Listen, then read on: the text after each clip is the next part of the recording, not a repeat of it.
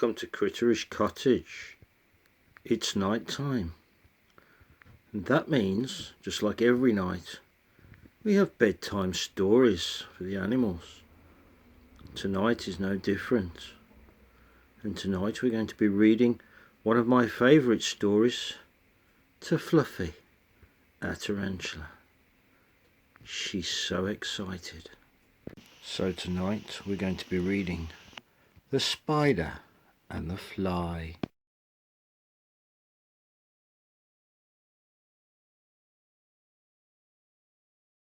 "Will you walk into my parlour?" said the spider to the fly. "'Tis the prettiest little parlour that ever you did spy.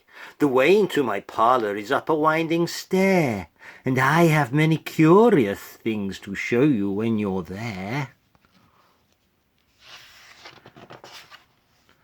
"Oh, no, no, no," said the little fly. "To ask me is in vain, for who goes up your winding stair can ne'er come down again."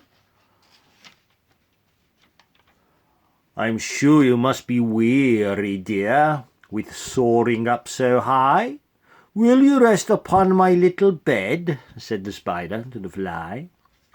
"There are pretty curtains drawn around, the sheets are fine and thin, and if you like to rest a while, I'll snugly tuck you in." "Oh, no, no, no," said the little fly, "for I've often heard it said, they never, never wake again who sleep upon your bed." Said the cunning spider to the fly, "Dear friend, what can I do to prove the warm affection I've always felt for you? I have within my pantry good store of all that's nice. I'm sure you're very welcome. Will you please to take a slice?" "Oh, no, no, no," said the little fly. "Kind sir, that cannot be. I've heard what's in your pantry, and I do not wish to see." "Sweet creature," said the spider, "you are witty and you're wise. How handsome are your gauzy wings, how brilliant are your eyes. I have a little looking-glass upon my parlour shelf. If you step in one moment, dear, you shall behold yourself." I thank you, gentle sir," she said, "for what you're pleased to say, and bidding you good morning now, I'll call another day."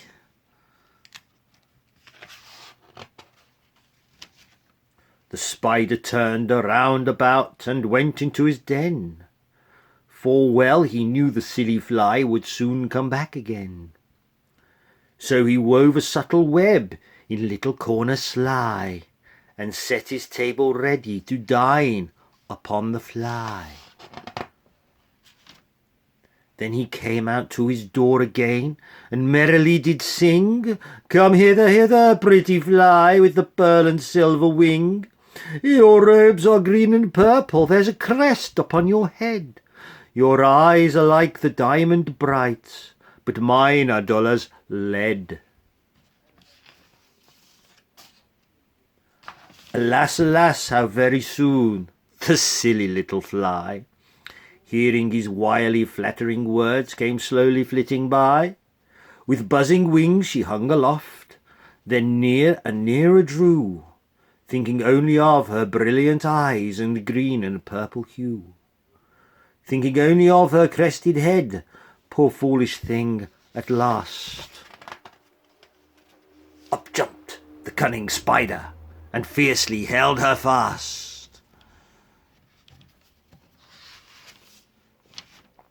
He dragged her up his winding stair into his dismal den, within his little parlour, but she ne'er came out again. And now, dear little children, who may this story read, to idle, silly, flattering words I pray you ne'er give heed. Unto an evil counsellor close heart and ear and eye, and take a lesson from this tale of the spider and the fly. I do hope you enjoyed that.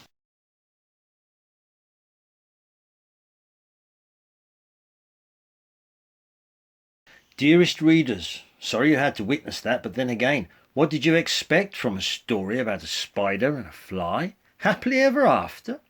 Spiders are trappers, for goodness sake. And while my arachnid relatives and I might employ different methods and styles of capture, you can rest assured that we're all hunters. We've been doing it for generations and we're quite good at it. You don't have to take my word for it. Even your beloved Charlotte admitted as much in E.B. White's Charlotte's Web. With all that information out there about spiders and our crafty carnivorous ways, you'd think I'd be starving, but not a day passes without a hapless bug or two stumbling into my web.